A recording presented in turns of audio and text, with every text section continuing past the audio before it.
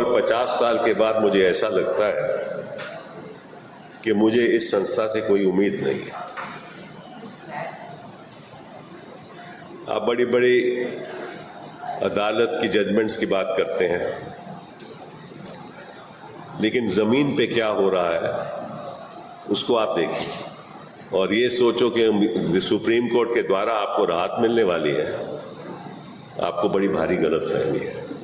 जिस कोर्ट में जज बैठाए जाते हैं through a process of compromise, जिस कोर्ट में कोई सिस्टम नहीं है कि कौन सा कोर्ट किसकी अदालत पे लगेगा, जिसमें चीफ जस्टिस ऑफ इंडिया तय करता है कि ये मैटर किसके साथ जाएगा और कब जाएगा, कब सुनवाई होगी, कोई सिस्टम नहीं है, वो कोर्ट कभी इंडिपेंडेंट हो ही नहीं सकती। नमस्कार दोस्तों, कांग्रेस पार्टी के अब सिर्फ 3 स्टेट्स में अपने चीफ मिनिस्टर्स बचे हैं, तेलंगाना, कर्नाटक और हिमाचल प्रदेश।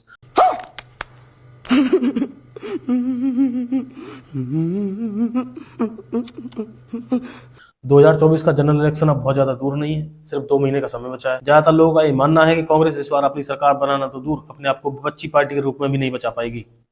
आखिरकार क्या हो गया कांग्रेस को, क्या गलतियां की है कांग्रेस ने जो आज अपने अस्तित्व की लड़ाई लड़ रही है? चलिए जानते हैं आज की इस वीडियो में।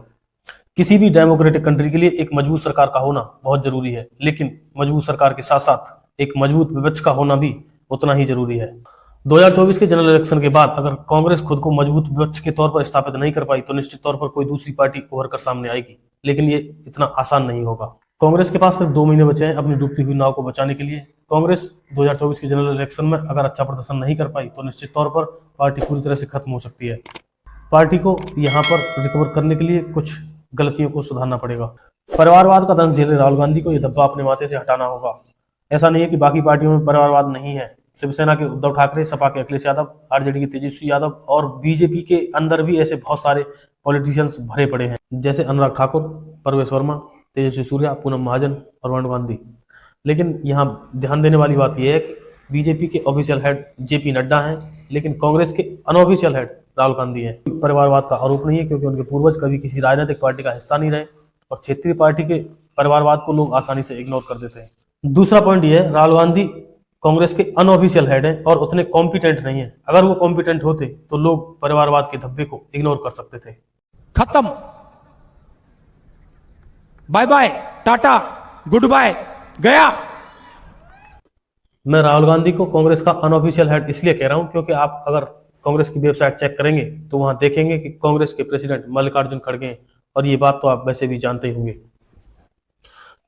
जनरल सेक्रेटरीज में दीपक बावरिया, जितेंद्र सिंह, जयराम रमेश, केसी करियप्पा, प्रियंका गांधी, रणदीप सुरजेवाला और सचिन पायलट जैसे लोग हैं। यहां पर आप जितने लोगों को देख रहे हैं, इनमें से 1-2 नाम को छोड़ दिया जाए तो शायद आप इन्हें जानते भी नहीं होंगे। उधर इंचार्ज की बात की जाए तो कन्हैया कुमार, राजीव शुक्ला, सुखविंदर सिंह रंधावा जैसे कुछ लोग हैं। राहुल गांधी की पोजीशन आपको कांग्रेस वर्किंग कमेटी के अंदर देखने को मिलेगी, जो सिर्फ कांग्रेस वर्किंग कमेटी के सिर्फ एक मेंबर हैं, लेकिन अपने आप को कांग्रेस के हेड के रूप में प्रेजेंट करते रहे हैं। इसके बावजूद जब आप कांग्रेस पार्टी के बारे में सोचते हैं तो क्यों आपको राहुल गांधी का चेहरा ही सबसे आगे दिखाई पड़ता है? रैलीज में, कैंपेनिंग में, प्रेस कॉन्फ्रेंसेज में, सब जगह यही हाल है। वैसे कांग्रेस पार्टी की इंटरनल ऑर्गेनाइजेशन इतनी खराब है कि मल्लिकार्जुन खड़गे कांग्रेस पार्टी के प्रेसिडेंट होने के बावजूद उतने एक्टिव नहीं दिखाई देते जितना कि उन्हें होना चाहिए। मजा आया, और मैं ये जो मजा है हिंदुस्तान के हर व्यक्ति को देना चाहता हूं। यहाँ भी आप राहुल गांधी को ही आगे पाएंगे, लेकिन सवाल ये उठता है कि क्या कांग्रेस पार्टी में सिर्फ ये 2 ही लीडर्स हैं, बाकी लीडर्स कहाँ हैं? क्यों वो किसी कैंपेनिंग रैली में नजर नहीं आते? अगर मैं आपसे कहूं कि आप कितने कांग्रेसी नेताओं को जानते हैं तो आप रेयरली 4 से 6 लोगों के नाम गिना पाएंगे।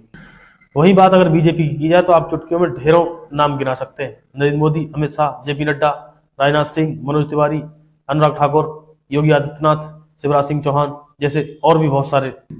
ऐसा क्यों है, इसकी बात हम वीडियो में आगे करेंगे। सवाल यहाँ ये नहीं है कि कौन अच्छा है कौन बुरा है, सवाल ये है कि कितनों को आप इनमें से जानते हैं, कौन यहाँ एग्जिस्ट करता है। कांग्रेस के ऐसे बहुत से नेता हैं जिन्हें आप अच्छे से जानते हैं, लेकिन फिलहाल वो आपको इसलिए याद नहीं आ रहे क्योंकि आप उन्हें ना तो किसी रैली में देख रहे हैं, ना किसी कैंपेनिंग में, और ना ही किसी प्रेस कॉन्फ्रेंस में देख पा रहे हैं। कमलनाथ, पी चिदम्बरम, दिग्विजय सिंह, मणिशंकर अय्यर, कपिल सिब्बल, सलमान खुर्शीद, अशोक गहलोत, सचिन पायलट, शशि थरूर जैसे तमाम नाम हैं। यहाँ पर हमको ये बात समझना जरूरी है कि ज्यादातर पॉलिटिकल पार्टीज, आंदोलन या जमीन पर काम करने के दम पर चलती हैं। ज़्यादातर लोग जिनका मैंने अभी नाम लिया है हवा में रहने वाले लोग हैं, कभी जमीन पर दिखाई नहीं देते। इनका काम सिर्फ हवाई फायर करना है। आप जितने नाम मैंने आपको गिनाए, क्या इनमें से किसी ने कांग्रेस पार्टी के लिए कभी कोई बड़ा काम किया है? जवाब है नहीं। उल्टा ये लोग कांग्रेस पार्टी की मुसीबत खड़ी करने में लगे रहते हैं अपनी उल्टी सीधी बयानबाजी से। को लगता है कि ये आदमी बहुत नीच किस्म का आदमी है, इसमें कोई सभ्यता नहीं है। वोटिंग नरेंद्र मोदी कभी भी देश के प्रधानमंत्री नहीं बनेंगे। गलतियां राहुल गांधी की नहीं है, लेकिन उनकी जो टीम है उनमें से ज्यादातर लोग मलाई चाटने वाले लोग हैं। पार्टी जीत जाएगी तो मिनिस्टर बन जाएंगे, लेकिन पार्टी को जिताने के लिए बिल्कुल भी मेहनत नहीं करेंगे। अब सवाल ये उठता है कि गांधी परिवार कांग्रेस को छोड़ के निकल गया तो क्या कांग्रेस बचेगी? जितनी सीट अभी है कांग्रेस की, शायद वो भी ना बचे बिना गांधी परिवार के। उधर बीजेपी में यही बात देखी जाए तो सारे नेता ग्राउंड पर काम करते हैं, चुनाव जिताने के लिए पूरी मेहनत करते हैं।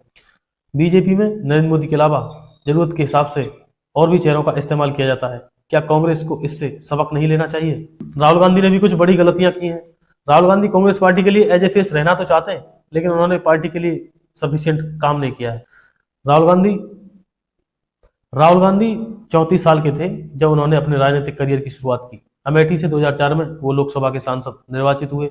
2004 में कांग्रेस की केंद्र में सरकार बनी, लेकिन उन्हें कोई मंत्रालय नहीं दिया गया। फिर से 2009 में कांग्रेस की सरकार बनी, वही गलती फिर से कांग्रेस ने दोहराई और उन्हें फिर भी कोई मंत्री पद, कोई मंत्रालय नहीं दिया गया। यहां से राहुल गांधी लगातार कमजोर होते गए। 2007 में उन्हें यूथ कांग्रेस प्रेसिडेंट का अध्यक्ष बनाया गया। फिर 2013 में उन्हें कांग्रेस पार्टी का वाइस प्रेसिडेंट बनाया गया। वाइस प्रेसिडेंट का पद केवल उसी समय क्रिएट किया गया था जब राहुल गांधी को पार्टी का उपाध्यक्ष बनाया गया था।